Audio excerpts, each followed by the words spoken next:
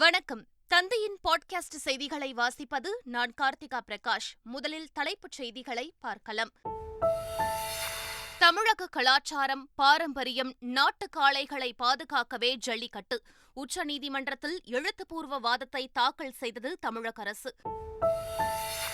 அரசு பள்ளிகளின் வளர்ச்சிக்கு முன்னாள் மாணவர்கள் உதவ வேண்டும்.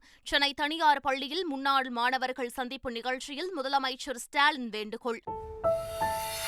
முதல் டெஸ்ட் கிரிக்கெட் போட்டியில் இந்திய அணிக்கு வெற்றி வாய்ப்பு. தோல்வியை தவிர்க்க வங்கதேசம் போராட்டம்.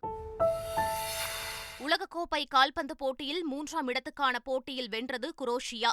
2-1 என்ற கோல் கணக்கில் மொராக்கோ அணியை வீழ்த்தியது.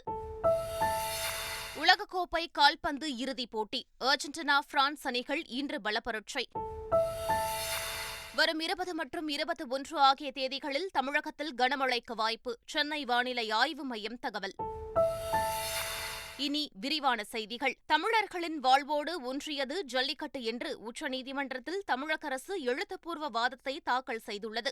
அதில் தமிழக கலாச்சாரம், பாரம்பரியம் மற்றும் காளைகளை பாதுகாக்கவே ஜல்லிக்கட்டு நடத்தப்படுவதாகவும் இந்த போட்டியில் விதிகள் மீறப்படுவதில்லை எனவும் தெரிவிக்கப்பட்டுள்ளது. அரசு பள்ளிகளின் வளர்ச்சிக்கு முன்னாள் மாணவர்கள் உதவ வேண்டும் என்று முதலமைச்சர் ஸ்டாலின் வலியுறுத்தியுள்ளார்.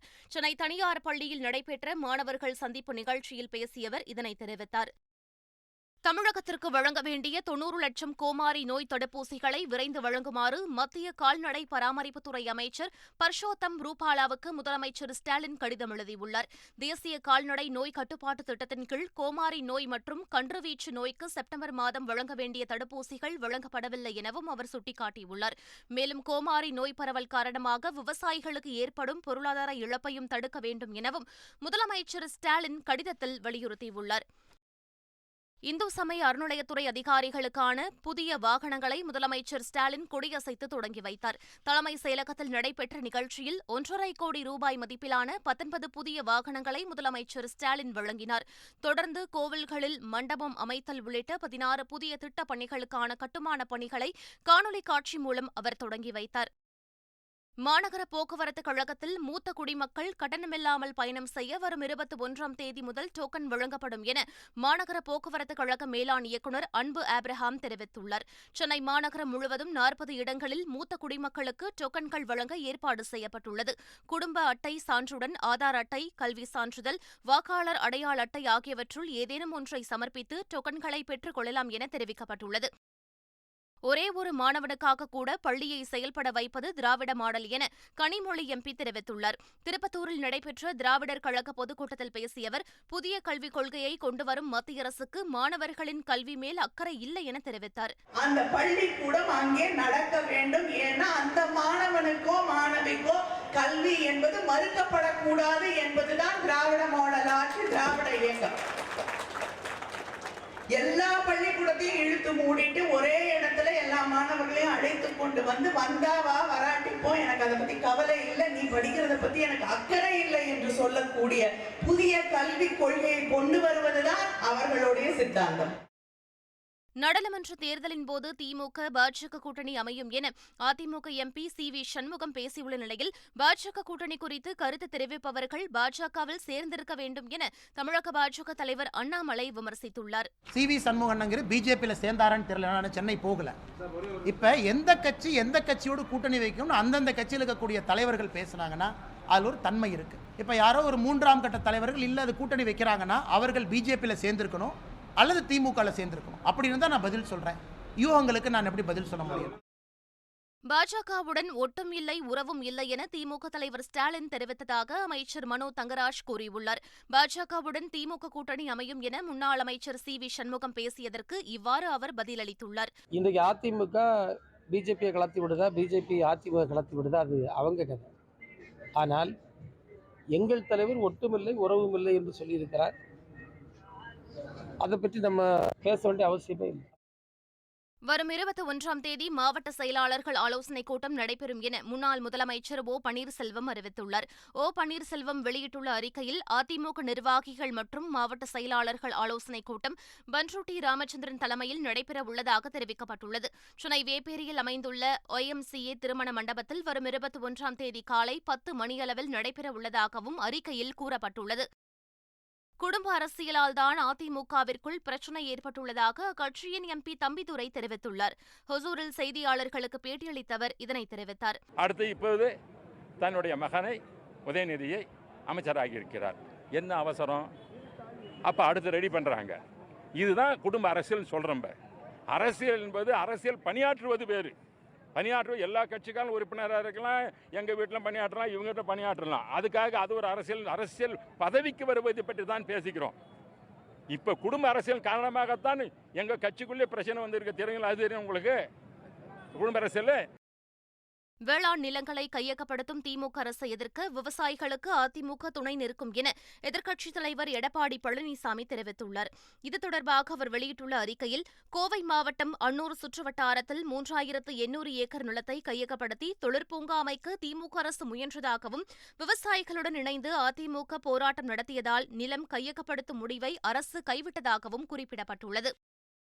ஆன்லைன் சூதாட்டம் நடத்துபவர்களை அழைத்து தமிழக ஆளுநர் கூட்டம் நடத்தியிருப்பது எதையோ எதிர்பார்த்து செய்தது போல் உள்ளது என்று இந்திய கம்யூனிஸ்ட் கட்சி மாநில செயலாளர் முத்தரசன் குற்றம் சாட்டியுள்ளார். ஆளுநரை திரும்பப் பெற வலியுறுத்தி சென்னையில் வரும் 29ஆம் தேதி ஆளுநர் மாளிகை முற்றுகை போராட்டம் நடத்தப்படும் என்றும் அவர் கூறியுள்ளார். அரசின் செயல்பாடுகள் ஸ்தம்பிக்கின்ற அளவிற்கு ஆளுநரின் செயல்பாடு உள்ளதாக மதிமுக தலைமை கழக செயலாளர் துரை வைகோ தெரிவித்துள்ளார். சென்னையில் செய்தியாளர்களை சந்தித்த துரை வைகோ, 30க்கும் மேற்பட்ட மசோதாக்கள் ஆளுநரால் கிடப்பில் போடப்பட்டுள்ளதாகவும், ஆளுநரின் செயல்பாடு அரசை ஸ்தம்பிக்க வைத்துள்ளதாகவும் தெரிவித்தார்.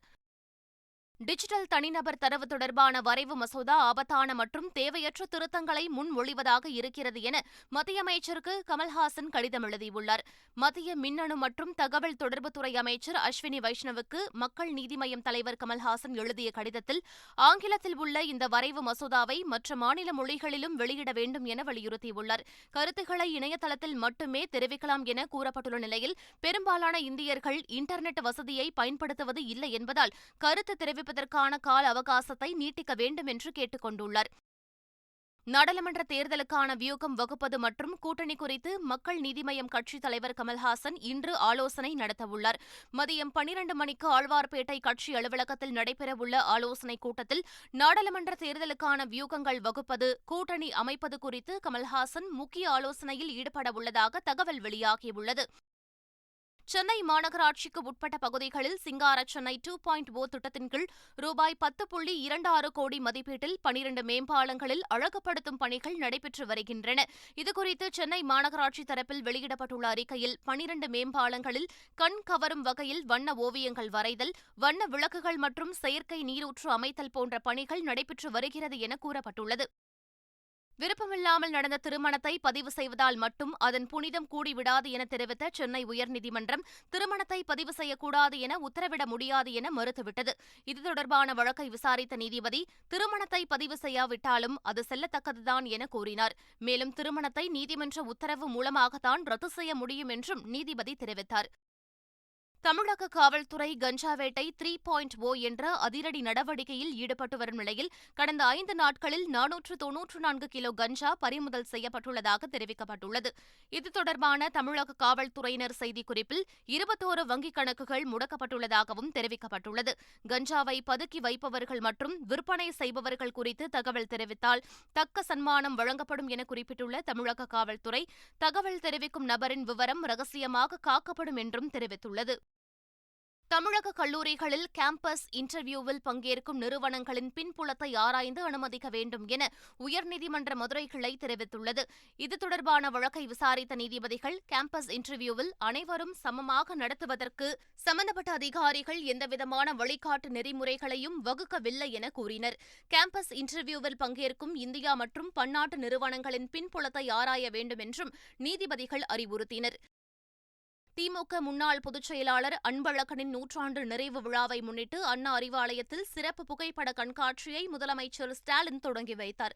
தொடர்ந்து கலைஞர் அரங்கில் கண்காட்சியை முதலமைச்சர் ஸ்டாலின் பார்வையிட்டார். புகைப்பட கண்காட்சியை 3 நாட்களுக்கு பொதுமக்கள் இலவசமாக பார்வையிடலாம். அன்பழகனின் வாழ்க்கை வரலாறு புகைப்படங்களாக கண்காட்சியில் தொகுக்கப்பட்டுள்ளது. ஆவின் நெய் விலையை தொடர்ந்து வெண்ணெய் விலையையும் ஆவின் நிர்வாகம் உயர்த்தியுள்ளது. அதன்படி சமையல் பயன்பாட்டிற்கான உப்பு கலக்காத வெண்ணெய் 100 கிராம் 52 ரூபாயில் இருந்து 55 ரூபாயாகவும், 500 கிராம் 250 ரூபாயில் இருந்து 260 ரூபாயாகவும் உயர்த்தப்பட்டுள்ளது. அதேபோல் உப்பு கலந்த வெண்ணெய் 100 கிராம் 52 ரூபாயில் இருந்து 55 ரூபாயாகவும், 500 கிராம் 255 ரூபாயில் இருந்து 265 ரூபாயாகவும் விலை உயர்த்தப்பட்டுள்ளது. ஆவின் வெண்ணெய் விலை உயர்வுக்கு எதிர்க்கட்சித் தலைவர் எடப்பாடி பழனிசாமி கண்டனம் தெரிவித்துள்ளார்.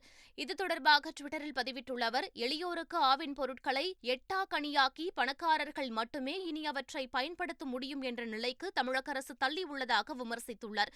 அதேபோல் ஆவின் நெய் மற்றும் வெண்ணெய் விலை உயர்வை தமிழக அரசு உடனடியாக திரும்பப் பெற வேண்டும் என்று பாமக தலைவர் அன்புமணி ராமதாஸ் வலியுறுத்தியுள்ளார்.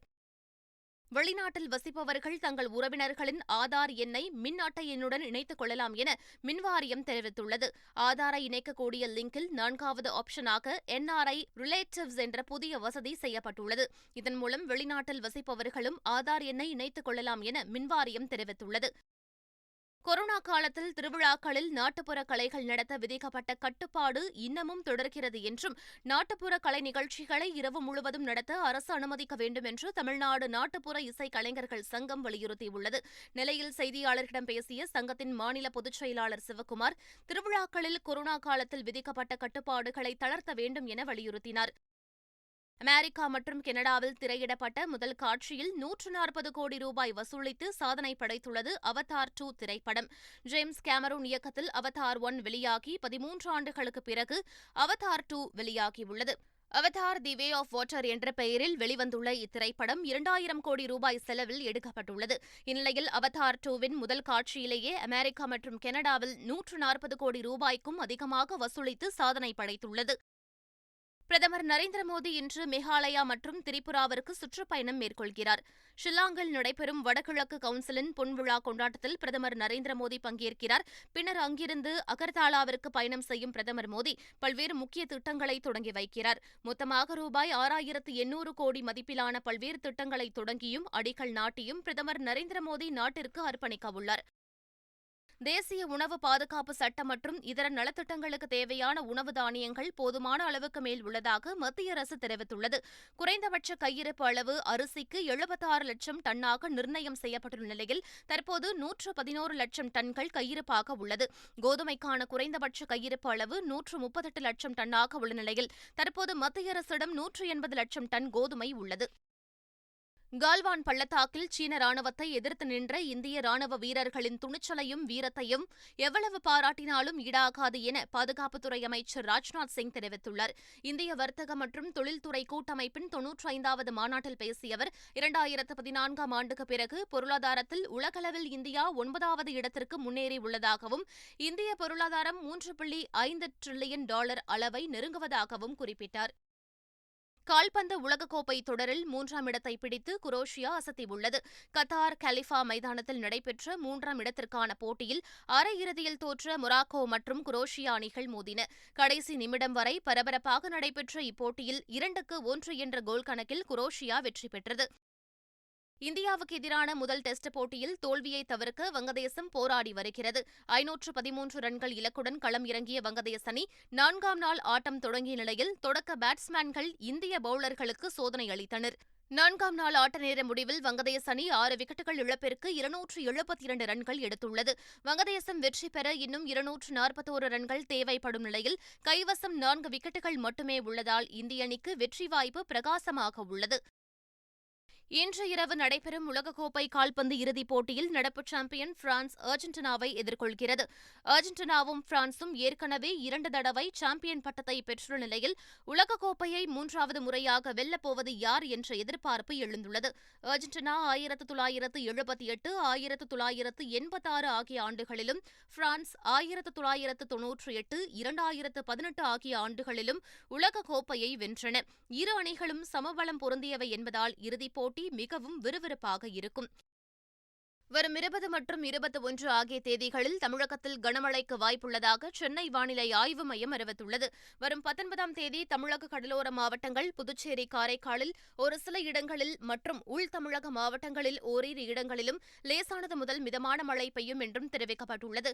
வரும் 19 முதல் 21ஆம் தேதி வரை தென்மேற்கு வங்கக்கடல், மன்னார் வளைகுடா மற்றும் குமரிக்கடலிலும் சூறாவளி காற்று வீசக்கூடும் என்பதால் மீனவர்கள் கடலுக்கு செல்ல வேண்டாம் என அறிவுறுத்தப்பட்டுள்ளனர். மீண்டும் தலைப்புச் செய்திகள்.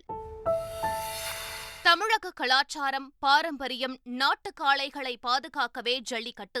உச்சநீதிமன்றத்தில் எழுத்துப்பூர்வ வாதத்தை தாக்கல் செய்தது தமிழக அரசு. அரசு பள்ளிகளின் வளர்ச்சிக்கு முன்னாள் மாணவர்கள் உதவ வேண்டும். சென்னை தனியார் பள்ளியில் முன்னாள் மாணவர்கள் சந்திப்பு நிகழ்ச்சியில் முதலமைச்சர் ஸ்டாலின் வேண்டுகோள். முதல் டெஸ்ட் கிரிக்கெட் போட்டியில் இந்திய அணிக்கு வெற்றி வாய்ப்பு. தோல்வியை தவிர்க்க வங்கதேசம் போராட்டம். உலகக்கோப்பை கால்பந்து போட்டியில் 3ஆம் இடத்துக்கான போட்டியில் வென்றது குரோஷியா. 2-1 என்ற கோல் கணக்கில் மொராக்கோ அணியை வீழ்த்தியது. உலகக்கோப்பை கால்பந்து இறுதிப் போட்டி. அர்ஜென்டினா, பிரான்ஸ் அணிகள் இன்று பலப்பரட்சை. வரும் 20 மற்றும் 21 ஆகிய தேதிகளில் தமிழகத்தில் கனமழைக்கு வாய்ப்பு. சென்னை வானிலை ஆய்வு மையம் தகவல். இத்துடன் பாட்காஸ்ட் செய்திகள் நிறைவு பெறுகின்றன. வணக்கம்.